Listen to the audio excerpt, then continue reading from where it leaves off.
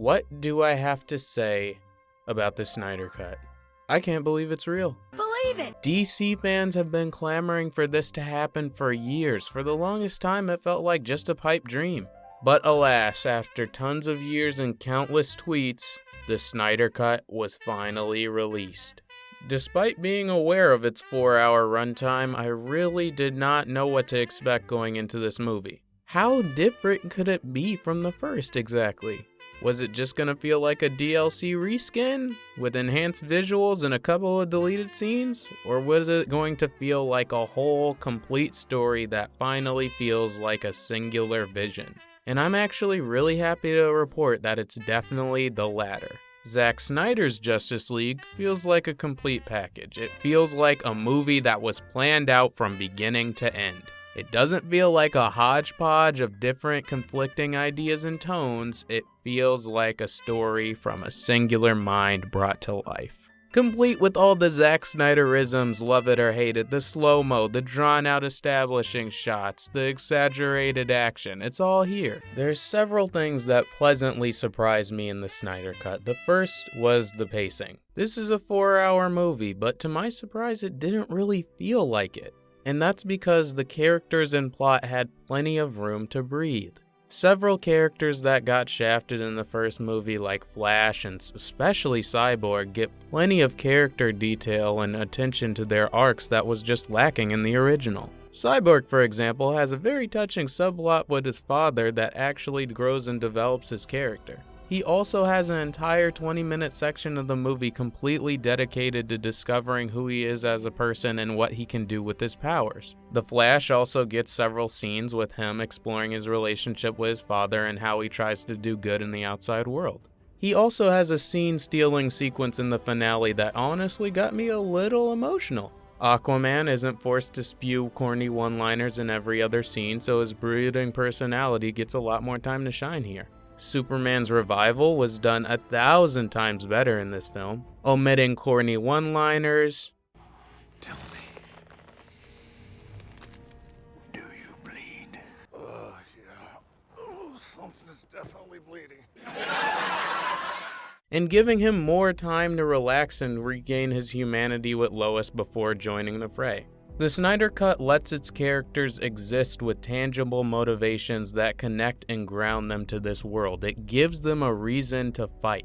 Because we see the human connections, it adds a layer of personal stakes and we understand why they need to save the world. Whereas in the original, it was just bad guy comes to Earth and wants to snatch all these mother boxes, and of course we had to stop him because why not? By omitting the corny one-liners and allowing the dramatic scenes to play out in a longer and slower fashion, it builds for a much more tonally consistent film. With all the one-liners in the original, it felt like DC just trying to play catch up with Marvel again in a totally embarrassing way, which makes sense I guess when you have an Avengers director take over your DC movie. But here, this movie feels like a worthy successor to Man of Steel and the one that came after it. Because the tone was so somber, it really added a sense of dread to the build-up of Steppenwolf's arrival to Earth.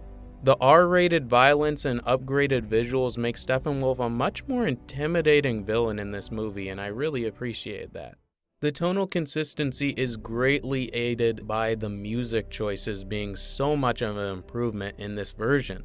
I love Superman's comeback scenes and resurrections being heralded by the Man of Steel soundtrack. That got me super emotional. That's my favorite soundtrack in a DC movie, and they use it several times in great moments here. Topped off with the gorgeous visuals and the black resurrection suit, I was all for this movie, man. The Snyder Cut knows it only exists because of the fans, and it gives them plenty to oogle over. Easter eggs, references, grand payoffs that confirm earlier theories in the DCEU made for a really enjoyable experience. So overall, I can say, yeah, the Snyder Cut was dope. I really enjoyed watching it. But at the same time, I can't pretend like this is some miracle of comic book filmmaking because not only does it have a couple of the problems the original Justice League did, but it also creates some problems of its own. While I praised the movie earlier for giving its character arcs and plot room to breathe, it also feels a little overcrowded towards the end. There's definitely several moments in this movie where I started to feel the 4-hour runtime. Not to say I wasn't enjoying myself, but it still felt a little slow.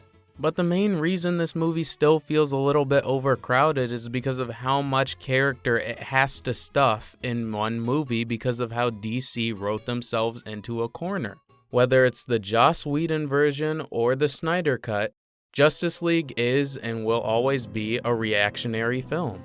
DC was trying so hard to shortcut its way to the MCU's success that it forgot the most important thing: developing the characters on their own so you can understand and cheer for them before the fantastical team-up movie. This movie spends so much time needing to develop the characters that we don't know from their origin movies that we don't get a chance to see them blossom and develop as a team. Which is really sad because the character development stuff in this movie, I really like. Cyborg has more than enough material to have a solo movie with his family and getting used to his powers. The same can be said about the Flash and his relationship with his father trying to bring him out of prison. Having Aquaman's solo movie release and take place after this movie was such a misstep when Aquaman has the big badass heroic moments in this movie. You don't care, you don't really know the guy. As far as other minor issues, I guess we could talk about the lighting for a second. A lot of the lighting and color correction was changed to make it more gray and moody and, Zack Snyder-like, which I normally don't mind, except for a couple scenes in this movie where you can barely tell what's going on, like look at this. What is actually happening? As far as Steppenwolf goes, he's still a really weak villain. I like his new DLC skin pack, but he still sucks. He has no motivation, he's really one-dimensional, and he's not that entertaining. And don't go typing in that comment section, but Marvel movies have had the same problem for so long. You come talk to me when the DCEU has a live-action antagonist even a quarter as interesting and complex as Loki. I also thought the epilogue was pretty ham-fisted and rushed. But in order to talk about that, we have to very quickly discuss spoiler warnings. Skip to the time code below to avoid being spoiled. You have been warned. To talk about why the epilogue sucks, we have to talk about why the ending is really done so much better in the Snyder Cut. In the original, Lois Lane just gave some faux motivational, semi-emotional speech to, kind of usher in the credits, but in this movie, we get some really wise and heartfelt words from a tape recording of Cyborg's dead dad. So we get this really emotional moment of, Superman changing his costume, flying away into the sunset, and boom, credits, right? No, not quite. I'm so exhausted, I'm starting to fall asleep at the chair and I want to see myself fall asleep. We get the whole spiel of Jesse Eisenberg, Lex Luthor talking about we should welcome in Deathstroke and, form the Injustice League or whatever the heck. Which kind of feels pointless because you're pretty sure these movies aren't going to be continued. But then we get an expanded scene from the nightmare sequence from Batman vs. Superman, and that was really sick for a second because you're like, oh crap. The pieces are all coming together. We see Flash's future costume, and we see Joker talking to Batman, and they're doing Injustice. This is great. The conversation between Batman and Joker was really cool. I like seeing Ben Affleck's Batman and Jared Leto's Joker interact. That was interesting. But going from this upbeat and hopeful ending to this awkward and eerie epilogue gave me tonal whiplash. I didn't like it. But those gripes aside, I overall really enjoyed the Snyder Cut. So much so that I don't want to give this movie a rating. It's a substantial improvement over the first movie, but it's no masterclass of comic book splendor. Sorry, not sorry. I can legitimately say that this is one of my favorite DCEU movies, right up there with Wonder Woman, Shazam, Birds of Prey, and even Man of Steel. But y'all not ready for that conversation. Thanks so much for making it to the end of my Snyder Cut review. If you like this video, why not subscribe, leave a like, and comment what's your favorite movie in the DCEU. I am Pac. Thanks so much for hearing my perspective, and I'll see you next time.